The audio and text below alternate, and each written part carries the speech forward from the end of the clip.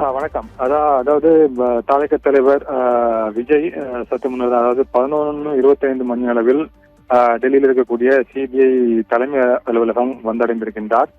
அவருடைய வாகனமானது மிகுந்த பாதுகாப்புக்கிடையே அந்த பகுதி முழுவதுமே கிட்டத்தட்ட பாதுகாப்பு பலப்படுத்தப்பட்டிருந்தது. ஸோ அந்த வேளையில் தற்போது அவர் சிபிஐ தலைமை அலுவலகத்தில் விசாரணைக்காக ஆஜராகியிருக்கின்றார். அவரிடம் வாக்குமூலம் பதிவு செய்யப்பட இருக்கின்றது. அதற்கு முன்பாக அங்கு அந்த பகுதி சிபிஐ அலுவலகத்திற்கு வெளியில் சில தாவேகா தொண்டர்கள் அந்த கட்சி கொடியினை ஏந்தியபடி தலைவர் விஜய் வாழ்க, அண்ணன் விஜய் வாழ்க என்று அவர்கள் கோஷமிட்டுக் கொண்டிருந்ததை நாம் பார்க்க முடிந்தது. இதற்கிடையே தற்பொழுது விஜய் தாவேகா தலைவர் விஜய் இந்த கரூர் தொடர்பான விசாரணைக்காக தற்பொழுது அவர் அங்கு சென்றிருக்கின்றார். நீங்கள் குறிப்பிட்டது போல அவரிடம் பல்வேறு கேள்விகள் எழுப்பப்பட இருப்பதாக வாய்ப்புகள் இருப்பதாக தெரிவிக்கப்பட்டிருக்கின்றது.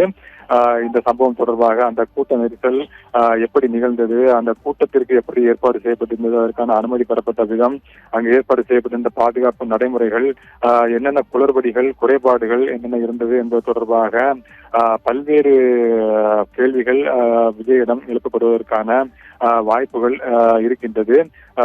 இந்த கூட்ட நெரிசல் என்பது இயல்பாக நடைபெற்ற ஒரு கூட்ட நெரிசல் தானா? அது மட்டுமல்லாமல் அவர் ஏன் அவ்வளவு காலதாமதமாக அந்த இடத்திற்கு வந்தார்? அவர் காலதாமதம் வந்ததன் காரணமாகவே கூட்டம் மேலும் அதிகரித்து இது போன்ற ஒரு சம்பவம் நடந்ததா என்பது தொடர்பாகவும் பல கோணங்களில் அவரிடம் கேள்விகள் முன்வைக்கப்பட இருக்கின்றன. அது மட்டுமல்லாமல் ஒருவேளை இது ஒரு குளறுபடியை ஏற்படுத்த வேண்டும் என்று வெளியிலிருந்து யாராவது இதனை திட்டமிட்டு செய்திருந்தார்கள் என்றால் அது தொடர்பாக செல்வதற்கு கூட்டத்தில் நேரடியாக உரை நிகழ்த்தி கொண்டிருந்த விஜய் இடம் தற்பொழுது விசாரணையானது மேற்கொள்ளப்படுகின்றது. அதன் அடிப்படையில் மேற்கொண்டு அடுத்த கட்டமாக இது உண்மையிலேயே யாராவது சதி செயல் மூலமாக திட்டமிடப்பட்டிருந்ததா என்பது தொடர்பாக இருந்தால் மேற்கொண்டு யார் யாரிடம் விசாரணை மேற்கொள்ளப்பட வேண்டும் என்பது இந்த விசாரணையானது மேலும் விரிவடைய வாய்ப்பு இருக்கின்றது. அதன் அடிப்படையில் பார்க்கும் பொழுது தற்பொழுது இந்த விஜயனுடைய வாக்குமூலம் என்பது மிகவும் உன்னிப்பாக பார்க்கப்பட வேண்டிய ஒன்றாகவே இருக்கின்றது. நீங்கள் குறிப்பிட்டது போல பல்வேறு கேள்விகள் இந்த தினம் அவரிடம் எழுப்பப்பட இருக்கின்றது.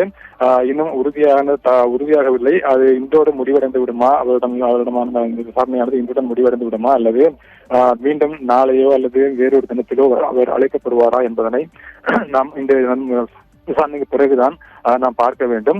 இன்றைய தினம் எத்தனை மணி நேரங்கள் விசாரணை நடத்தப்பட இருக்கின்றது என்பது தொடர்பாக நாம் பார்க்க வேண்டும். அதன் அடிப்படையில் தான் சிபிஐ அடுத்த கட்டமாக மேற்கொண்டு இந்த விசாரணைகள் என்ன மாதிரியான நகர்வுகள் இருக்கும் என்பதனை நாம் இந்த விஜயிடம் கேட்கப்படக்கூடிய அந்த வாக்குமூலத்தின் அடிப்படையில் அடுத்த கட்ட நகர்வுகள் இருக்கும் என்று நாம் எதிர்பார்க்கலாம்.